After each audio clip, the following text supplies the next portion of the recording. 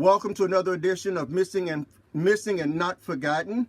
I'm your host, Charles Williams, and we are now preparing to do an exclusive interview with Tony Jacobs. Tony is the mother of 21-year-old Keisha Jacobs at the time that she went missing, and I think Keisha would be, what, 23 now?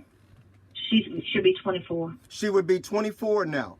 And and so as we are preparing to do this interview, I've already expressed to Tony that I thank her so very much for allowing us to do this on Missing and Not Forgotten. First of all, Tony, how are you? Well, first of all, let me say this.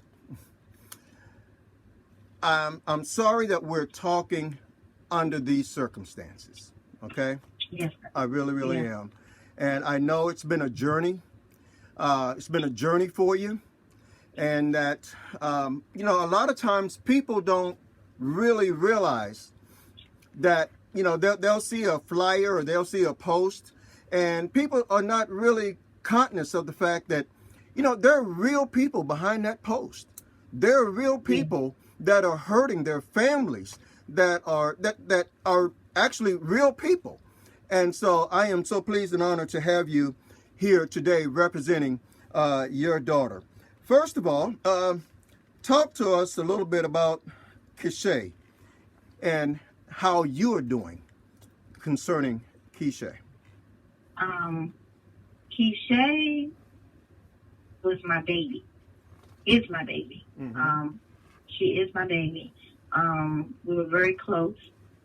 Like every mom and daughter, we had our little issues, arguments or whatever. But she always, and we never ended it like mad. We would always talk afterwards. If it wasn't no more than her calling me, letting me know that I'm just going to go stay at a friend's house tonight, or I'll be home tomorrow, but I love you. I love you too. It's always been like that. Me handling the situation, it's been kind of hard. I miss my daughter. Sure. I know I'm broken. Mm-hmm. But it doesn't keep me from trying to keep her name out there, because I am so afraid that people will forget. Sure. So I have to stay on top of everything to make sure, keep sending out her flyers, keep speaking, keep doing whatever I can to get it out there. Right. So. Okay. Tell us a little bit about Keisha. What kind of person was Keisha? Keisha was really quiet. She was always, she would take up for people. She was, once she said she's your friend to the end. And I say that to a fault sometimes, because everybody don't deserve our friendship like that. Mm-hmm. Very loyal, a homebody. She didn't go out to the clubs and stuff like that. She liked being at home or hanging with her friends most of the time. So. Okay. Yeah. What did Keisha tell you in that last conversation that you had with Keisha, whether it was by text or by phone? Our last conversation was that she was going to spend the night over a friend's house, and she'll be returning the next day.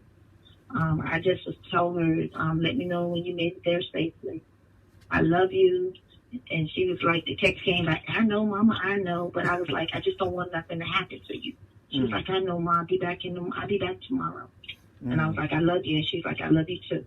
And that was the last text message we sent to each other. Wow. I don't know if you know this, but I am a father of 4 daughters, okay? And they are all in that same age frame of your daughter, Keisha. And, I can only imagine. I would just be going bonkers, Tony, I'm telling you, okay? I did have one of my daughters to go missing at one time. And we were able to retrieve her, but, my heart really goes out to you. Thank you. A lot has been read about Keisha, and we've seen a lot of the news media accounts.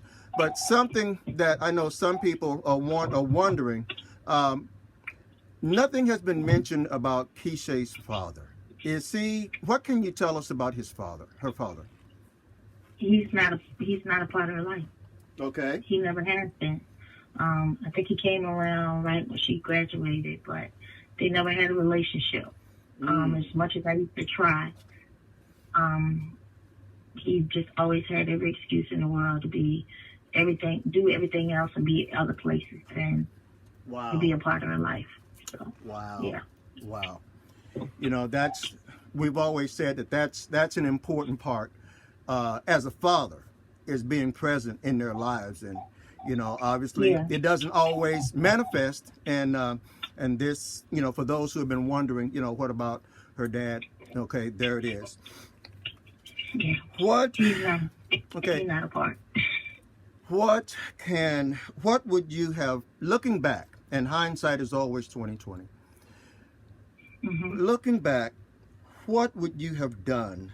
What could you have done differently as a protective parent that maybe, you know, could have circumvented this from happening?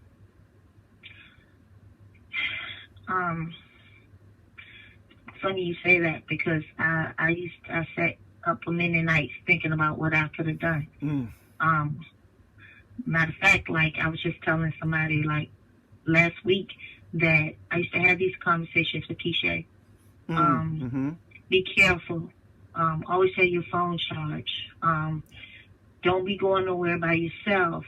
You know, make sure somebody's with you at all times. And matter of fact, about 2 weeks before she went missing, I think something happened to a little girl or something, and I remember pulling it up on my phone. It was like, Keisha, look, they're taking little girls. I don't want you to be one of these girls. And we had this conversation. I said, I'm not trying to be nosy, because she was 21. I said, I don't want to be in your business. I just want to make sure you're safe. And I want to know get an idea that you're somewhere safe, so if I need to get hold of you or contact you because of emergency, I'm able to do that.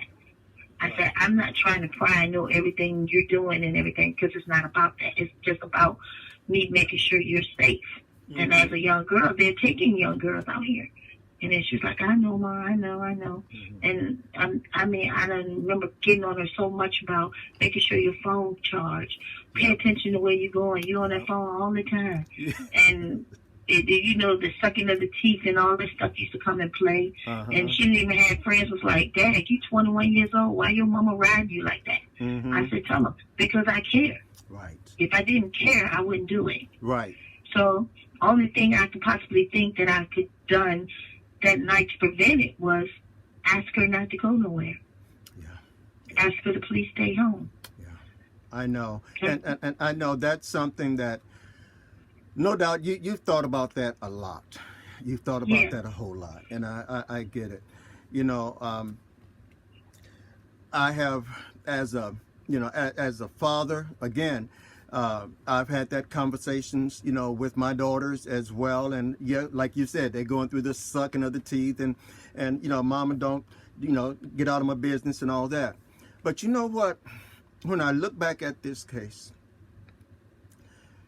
what I see in the absence and the missing, the abduction or missing or however it may have happened concerning Keisha, is that it took something from you, Tony. It didn't just take your daughter from you, but it also took potential grandchildren from you, okay? And I mean, that's futures. That's a future that's represented. And so you trust me, if I say I really feel your pain, I really do. I really do. And I hope that is being conveyed. Yes, sir. The other question that I have, and I've only got a couple more.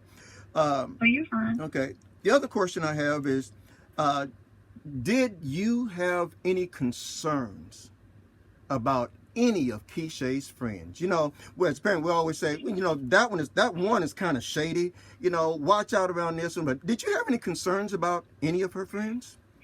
Yeah. I mean, it was a friend or two that she knew I didn't care for. They wasn't welcome in my home. So It was a couple of them that I made sure that the police made sure they checked on, but all the Keisha friends, and it's like she's been gone for 3 years now. So Mm-hmm. I think I only know about one for real that was like her best friend that calls me and still checks on me or send me a message and be like, "Hey, Mom, how you doing?" I done had one of her good friends, supposed to be one of her other best friends, see me in the mall and turn her head and go the opposite direction. Mm-hmm. And so I done been like, told the police, "Hey, you sure you checked her out?" Uh-huh. You know, Yeah. you know, everybody, all her friends, certain friends, always confessing, "Hey, they ain't doing enough for Keisha, blah blah blah." But I have like rallies and balloon release and her birthday balloon release and stuff, and none of them show up. Wow. So Wow. yeah, it questions me. But then you think you keep your enemies close. Yeah. I mean, your friends closer, your enemies closer. Yeah. Yeah. Yeah. Yeah. That's what's been Yeah, said. so I'm always paying attention and watching everything, all everything they do. But yeah, to say this journey, none of them have been around me for me to really say, you know, yeah, they've been acting really shady and Mm-hmm. stuff like that. So it probably goes without saying, but I'm going to ask it anyway. Did you run into this quote unquote code of silence amongst her friends? Yeah, because like when Keisha first went missing, I was calling her friends asking had they seen her, did they know where she was at, had they talked to her, and nobody said anything. They came to my house 2 days later. They told me where they took her to, what house that she was supposed to been at. Mm-hmm. That's something you could have gave me when I first called you. Right. You told me, yeah, I know. I took her over here. Let me go over here, or you want me to go over there with you? Mm-hmm. It wasn't none of that. It was like 6 or 7 of them decided they was going to go over there to that house and ask the person had they seen them, and the person said they didn't see him. And I think it was the time frame between the time that they came and told me and the time they went to the house was maybe an hour, 2 hours. Wow. You know? Wow. So a lot can happen in 2 hours. Absolutely. And that's what I tried to tell them. Absolutely. I was like, even if she was there, that means he had ample enough time because he knows somebody looking for her to do whatever he needs to do with her or get her out that house, and nobody would know. Wow. Wow. All right. It's been reported that you mentioned, I believe it was on one of the other interviews that you did, that as I guess one would call it a mother's intuition, that tell us about that sudden wake up that you felt the night that Keisha was not in the home. You said something about you woke up around 1 o'clock in the morning and you just felt that something wasn't right. Yeah. Okay. Talk about that. Yeah. So the night she went missing, my son was trying to tell me, he's like, "Mama, she's gonna be all right. She's all right." So I went on here to lay down, but I just woke up like 1 o'clock in the morning, put on some clothes, and I went knocking at everybody's door that I could think of that I ever took her to the house or picked her up from the house, and nobody had seen her. So after that, I was just riding around, looking around, riding down the streets, trying to find her, and it hit me that my daughter was missing, and I called my sister. And I was told, I said, "I can't find Keisha." She was like, "Tony, calm down, calm down." I was like, "No, you don't understand. I can't find Keisha." And my sister was like, "Go and report her to the police." And like a lot of people have this misconception that she has to be missing for 24 hours before you can report her missing. So I was like, "How am I going to report her missing? She hasn't been missing for 24 hours. Yeah. And my sister was like, "Just go do it." But when I did do it, you know, if I was one of those parents that just gave up, I would have gave up, because the police officer that I tried to get the information to, he was like, "She's 21. She can just leave whenever she wants to." No, you don't understand. That's my daughter. She don't go this long without talking to me or me knowing where she's at. But she's 21. If she don't want to answer the phone, she don't have to answer.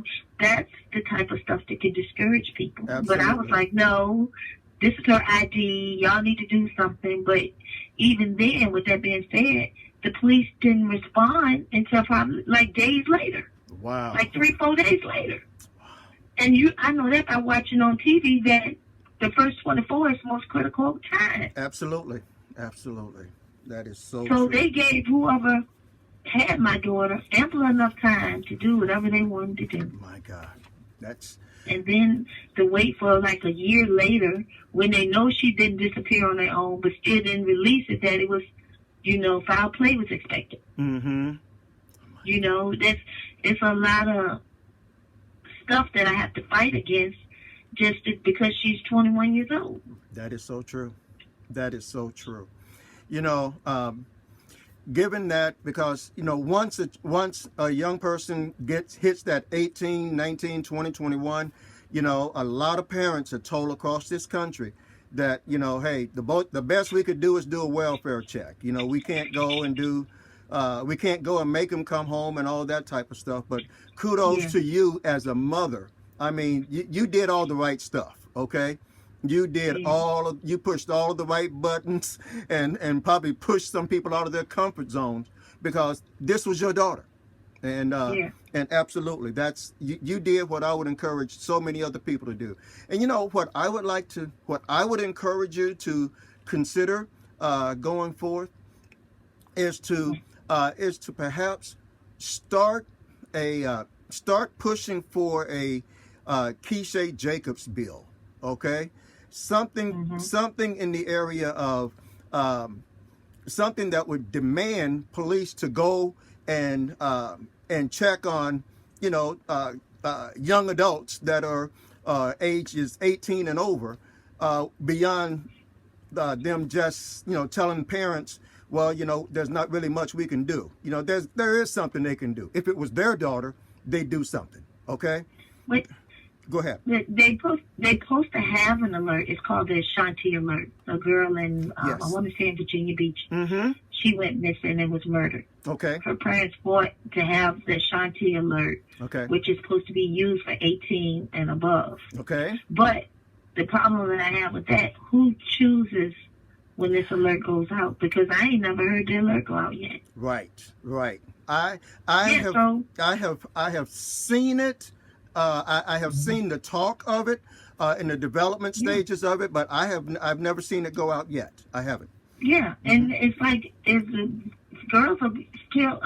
Young adults are going missing every day. Every day. And it's still nobody's. I don't want to say people don't care enough. Yeah. But just because they're 21, they're still somebody's baby. They're 19. They're somebody's baby. Right. They still deserve some attention because everybody is not a runaway. That's right. You're so right. Well, Tony, we're speaking with Tony Jacobs, who is the mother of missing Keisha Jacobs out of Richmond, Virginia. Tony, I'm going to give you the last words, okay? Okay. Go ahead. I hope this reaches anybody that may have seen something or know something. I just ask that you please come forth. Just think about if it was your family member, your loved one, that you would want help for. And not just for Keisha, but other kids or people that go missing, or women or children or men.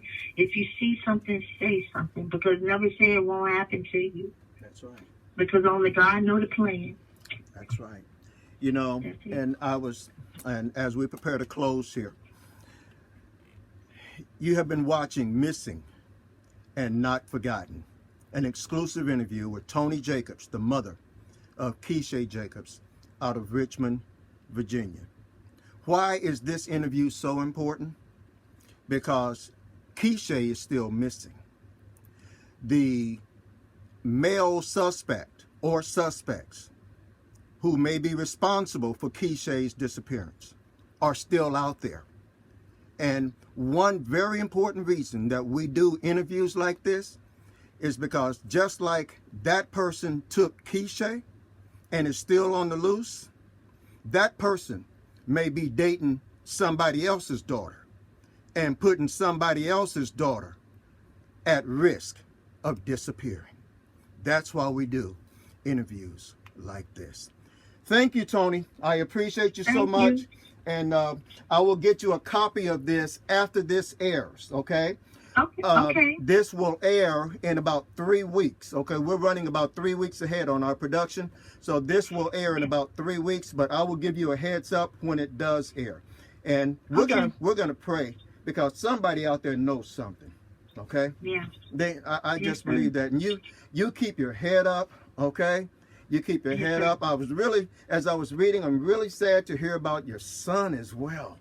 Okay. Yeah. Oh my gosh. I'm like, man, sometimes when it rains, it pours. But you know what? Yeah. When I'm looking at your picture here, when I see the smile of a strong black woman. Okay. Thank you. And Thank you. I'm telling you, if Keisha could see this, or I know she would be encouraged that Mama is keeping it together. Okay. I hope so. I hope Yes, so sir. too. All right, Tony. We'll be in touch. All right. All right. Okay. Thank you. All right. Thank you. God bless now. Bye bye. All right. Bye bye. Okay.